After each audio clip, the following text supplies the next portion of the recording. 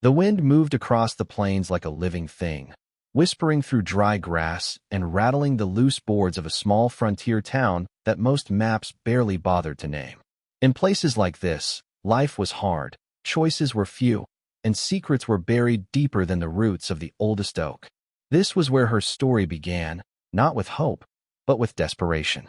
Clara Mayfield had learned early that the world did not bend for kind hearts. Her parents had died within the same winter, claimed by sickness and cold, leaving behind 2 daughters and a debt that grew like a shadow. Clara was the elder, only 22, yet the weight on her shoulders made her feel far older. Her sister, Emily, was just 16, bright-eyed, stubborn, and sick. Very sick. The doctor had come once, then again, shaking his head each time.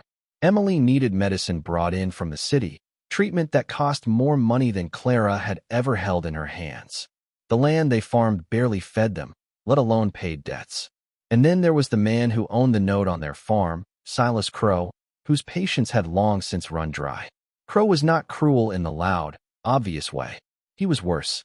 He smiled when he spoke of taking the farm, of what would happen to 2 young women with nowhere to go. He made his offer sound reasonable, even generous. Marry his business partner, he said. A man passing through town. A stranger. The debt would vanish. The medicine would be paid for. Emily would live. Clara spent that night sitting beside her sister's bed, listening to her shallow breathing and staring into the dark. Every choice she saw led to loss. If she refused, Emily would die. If she agreed, she would give her life to a man she did not know, in a marriage built not on love, but on sacrifice. By dawn, the decision was made, not because she was brave, but because she loved her sister more than she feared the unknown. The stranger arrived 2 days later. His name was Daniel Reed. He didn't look like the kind of man who bargained for wives. He was quiet, tall, with eyes that seemed to hold more sorrow than curiosity. He spoke little, listened more, and never once smiled during the brief introductions. When Clara looked at him, she felt unease, not because he seemed dangerous, but because he seemed distant, as though part of him lived somewhere far away. The wedding was small and joyless. A preacher, a handful of witnesses, and Emily watching from a chair, pale but alive thanks to the medicine already delivered. When Clara said her vows, her voice did not shake, but her heart did. She told herself this was the price of survival. She told herself feelings did not matter in a world like this. That night, Clara moved into Daniel's house on the edge of town. It was sturdy, clean, and lonely. He gave her a room of her own and said nothing more than good night. Days passed in silence. He left early, returned late, and asked nothing of her beyond simple courtesy. There was no anger, no cruelty, no warmth either. It was like living beside a ghost. At first, Clara was grateful. She had expected demands, resentment, or worse. Instead, she was given space. Yet that space grew heavy. She wondered why he had agreed to such a marriage at all. What kind of man married a stranger and kept her at arm's length? The town talked, as towns always do. Some said Daniel had a past soaked in blood. Others whispered he was running from the law. Children claimed he didn't sleep, that his lamp burned all night. Clara listened and said nothing, but the questions settled in her chest. One evening, weeks later, she followed him. She hadn't planned to. She told herself she was just going for a walk, that it was coincidence their paths crossed. But when Daniel turned toward the hills instead of town, she kept her distance and followed. He rode to an old abandoned homestead, half collapsed and forgotten. There, he dismounted and stood still for a long time. Clara watched from behind a broken fence as he knelt in the dirt. He spoke softly, words carried away by the wind, but his posture told the story. This was not a man meeting someone. This was a man mourning someone. A branch snapped beneath Clara's foot. Daniel turned, hand moving instinctively to his side, then stopping when he saw her. For a long moment, neither spoke. The secret hung between them, heavy and waiting. "You weren't meant to see this," he said at last. "Then tell me," Clara replied, her voice steadier than she felt. "Tell me what I'm married into." Daniel sighed, the sound deep and tired.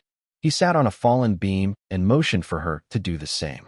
What followed was not a confession of crime, but of guilt. He told her about the war, about being a hired gun, then a lawman, then something in between. He spoke of orders given and followed, of a night when a mistake cost innocent lives. A family had died in that very homestead, caught in the crossfire of a manhunt Daniel led. He resigned the badge the next morning and left, carrying the weight with him ever since. "I married you because Crow said it would settle my debts," he said quietly. "But also because I thought maybe, if I did one good thing, if I helped save someone, it might balance what I took." Clara felt tears sting her eyes, not from fear, but from understanding. She saw then that his distance was not rejection, but punishment, self-imposed and relentless. From that night on, something shifted. They began to speak more. Small conversations at first, then longer ones. Clara told him about her parents, about raising Emily, about the constant fear of losing everything. Daniel listened the way few ever had. Slowly, walls came down. Not all at once, but brick by brick. When Emily grew stronger, she came to stay with them for a time. The house filled with laughter for the first time since Daniel built it. He fixed things around the farm, taught Emily to ride, and smiled more often than Clara thought possible. In those moments, she saw the man he might have been without the burden of his past. But the past does not stay buried forever. Silas Crow returned, drunk and angry, claiming Daniel owed him more than a marriage contract. Words turned to threats. Threats turned to violence. In the struggle that followed, Daniel was forced to defend himself, moving with the skill of a man who had survived too many fights. When it was over, Crow lay injured but alive. The town sheriff arrived, suspicion sharp in his eyes. For a moment, Clara feared everything would unravel, that Daniel's past would claim him, that she and Emily would once again be alone. But Daniel did not run. He stood tall, told the truth, and accepted whatever judgment would come. It was the hardest thing he had ever done, and it changed everything. Crow's schemes were exposed. The debt was proven false. The sheriff let Daniel walk free. The town's whispers shifted, slowly, reluctantly, from fear to respect. That night, Clara found Daniel sitting on the porch, staring into the dark. "I don't know how to be anything else," he said. "I don't know how to deserve this life." Clara sat beside him and took his hand, something she had never done before. "Deserving isn't something you earn all at once," she said. "It's something you choose every day." For the first time since their wedding, Daniel kissed her, not out of duty, but out of feeling. It was gentle, uncertain, and real. Love did not arrive like a thunderclap. It grew slowly, the way strong things do, rooted in shared pain and hard-won trust. Clara realized she had not just married a stranger to save her sister.